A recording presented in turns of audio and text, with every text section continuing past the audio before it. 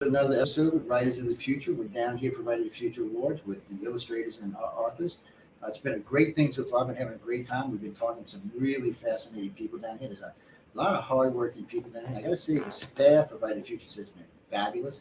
I've been overwhelmed with how nice they are, which is weird for me because I'm from New Orleans and everybody's rude. That's one of the things. But anyway, we have Zack B with us today. And Zack, tell me a little bit about yourself. I'm a writer for Volume 36 of Writers of the Future. It's the second thing I ever sold professionally, but it's been so long since I sold it because of COVID. I've actually made a couple more sales since then. So as a writer, but I'm also a therapist in Washington, D.C. and a PhD student, and just I could keep layering things on, but I'm incredibly busy. No, that's a good thing. I noticed with a lot of the authors and a lot of the illustrators, they have multiple legs. Mm-hmm. And anybody I know that gets into the publishing fields of any kind is like that. Mm-hmm. I have degrees at the yin yang, half of them I don't use anymore, Mm-hmm. but it's just part of it. I mean, really and truly, it helps people understand better. Well, it makes my job better is what it does. It makes me look more professional. I don't look like a crazy person when I'm talking. And now, don't ask me to write anything now, okay? Oh, yeah. I actually do. I send John text, and then I write to him. Thank God I can talk better than I can try. Because they tell me I got my own language called JoJo Ease. But so I just want the title. We're not going to give anybody any stories because we want them to go get the books. Right. So what was the title of it? The title of my story is As Able to Err. This might be it. I might have read. I think I read 36 actually. Uh-huh. We give away sets every year. Right. And we just gave away what was it? 36, 35, 34, 33, and 32. We just gave, and 31. We just gave that set away. We give them individually now. Through December, we'll give away about 1,000 books. Mm-hmm. Give or take one. So once y'all get prolific, y'all can send us books and we'll give them out for free advertisement. Come on and tell us about it and things like that. So first up, what made you think you could even write? That's ego, man. So I gotta know. Yeah, you're right. It's important. What made me think I could write? I don't know. I've always been kind of creative. I got really interested in science fiction when I was in first grade because my parents made me go to school one day when I was sick.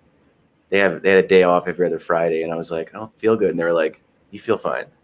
You're going to school. And then they rewarded me when I got home by giving me a comic book, Fantastic Four of some sort. And that really lit up my imagination.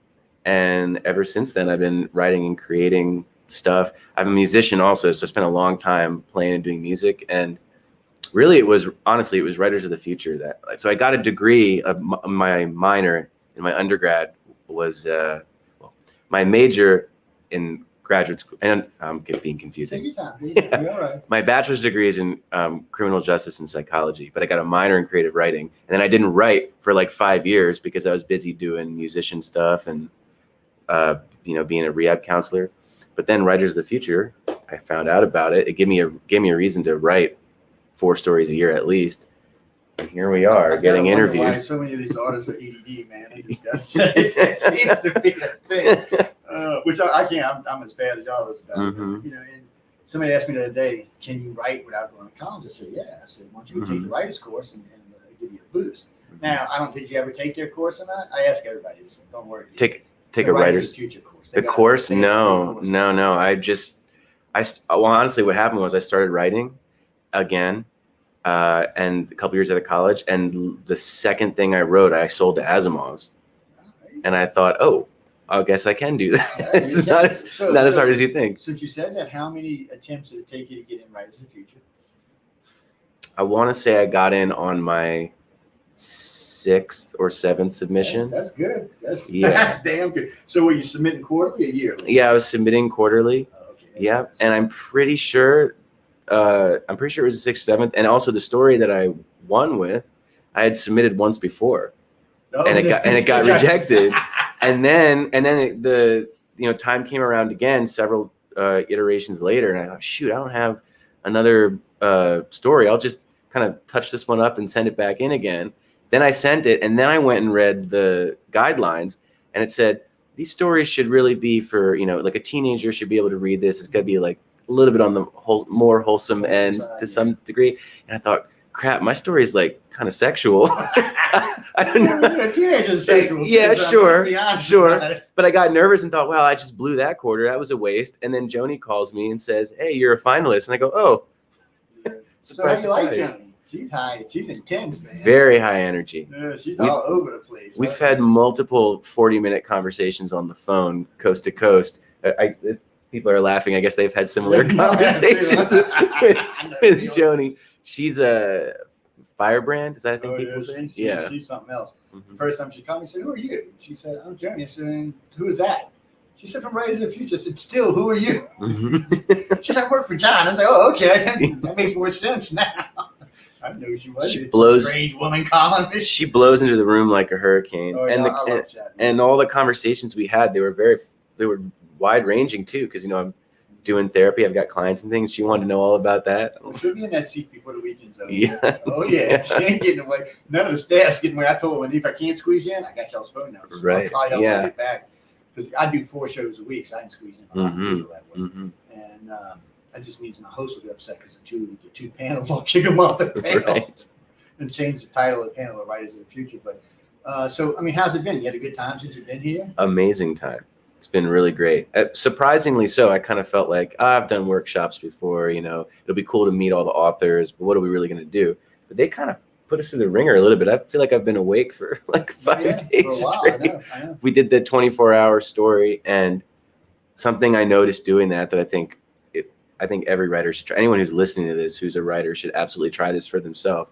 They gave us an object or something to sort of focus on and said, go write for 24 hours. I said, okay. Then I went to the beach for like 9 hours, but then I got back and I thought, let me work on this. And my fear was I was going to write and I felt like I was going to need the time I normally take to write a story to get those good plot ideas, to get those themes showing up, to get those stinger, those punchy sentences you have at the end of your sections or chapters or whatever. But the tension of doing the 24-hour thing forced it all out of me. And I was like, there it is on the page. I recognize my own writing here. Well, that's an excellent. Have you met Emily? Yes. She's intense too, man. Yes. I give her so much shit. I give her so much trouble. She comes on with John, I give her nothing but trouble. Matter of fact, when we first started doing this, I told John, he came on 3 times, so every time I called him a liar. Mm-hmm. Surprised we even became friends. He's like, John, nothing's for free, dude. I'm not believing it. I said, what are you paying for the trophies? When they get down, they got to pay for their room, they got to pay for their flight. He said, I said, what exactly is going on? No, it's all free and it's blind judge. When he said that, I'm like, get out of here. Nothing's blind. It is hard to believe, right? It really is. It's hard to believe. I said, what are they? I said, I know what's going on. They're sending the judges money. He said no. So this went on for like 6 months. And then he finally, I did a bunch of research. And I had talked to a couple of past winners. I said, well, maybe he's on the up and up. So he had brought Emily on with him the next time. And I said, Emily, I'll be nice to you, but still. And so since then, we've done about 14 shows together. People write to me all the time asking me if they're paying me. Because I really do. I've gotten behind them hardcore. We've gotten some out of country winners now. We're really pushing to spread this around the world. My show's got UFO on the cover and Science and Beyond, which was runner-up for one of the not podcast awards, the People's Choice Awards. It goes out to 200 countries. So, right. And what's weird for me is we go on places that NBC, ABC, CBS, and even BBC can't get into. We're strong in the Middle East. So if y'all write, that's also, I'll tell this to everybody, because if you're writing particular genres, you can focus on these. We're big in Russia, we're big in China, we're big in India, we have big audiences there. China was sheer luck that we got in there because I had a station in Hong Kong. When it was taken back over, they just let us stay. As far as I know, we are the only American station allowed to broadcast in Asia, period. There's nobody else doing it out there. Wow. And they allow us, and I get letters from time to time saying, well, remember, you can't talk about Xi Jinping now. They don't, really, they're anti-paranormal. You can actually write us and go to jail for that. Right. But being that we're Americans, they let it go because, they're American, they're dumb Americans, let it come in, so they can blame it on us. Well, isn't that hard for you to navigate? Because we're dealing with the Communist Party and also their businesses, which are part of the Communist Party, and also their mafia or whatever they've got going on over there. Yeah, I talked to one of the mid-level people, and he said, "Hey, John, I'll call you man." He's one of the mid-level people, and they really appreciate it. It's as long as we're not talking about the communist government. And I'll tell you how I found this out because they edit it. If they do, they'll beep it out. Oh. Because we were doing a political show one time and it got heated. We were talking about China, Russia, and the United States and where. And they blocked it. They didn't kill archive, mind you. They only blocked the stuff about the Communist Party and Xi Jinping, but they let the rest of it flow, which was surprising to me. I figured I got a letter, you're off the air. No, and when he told me, he said, "No, Joe, you're a good venue because there's a big paranormal thing in China, but they don't want it going on there, so they use us as a way to let the people still get it, and keep their hands clean at the same time." It feels like there's something about science fiction and fantasy that can kind of inspire revolutionary feelings in people, which may explain why it's very popular there. Well, in the downtrodden countries like India and China and Pakistan, places like that with big followings, and that's why it gives them something to hope for, something to believe in, a future that may be different than the one we're looking at right now. So, before I kick you out of here, anything you want to add to it, or add to it? I'm just keeping them short and sweet. Yeah, no, absolutely. I totally understand. I mean, I've got a website.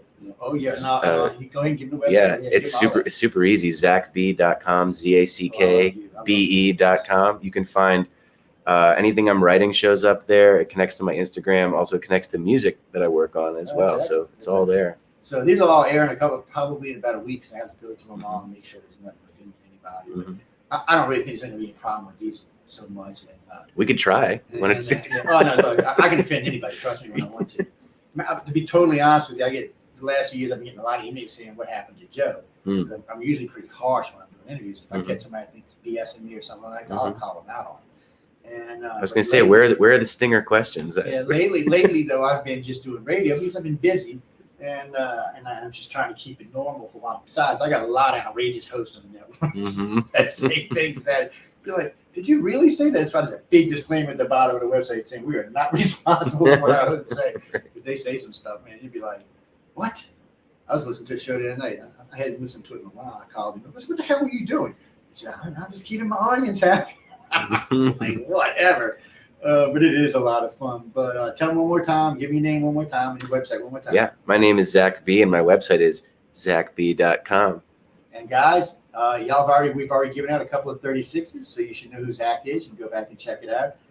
Those went out in earlier this year. Actually, I think some of them went out for Christmas, but so I know there's quite a few we gave out earlier this year, so be sure to go check them out.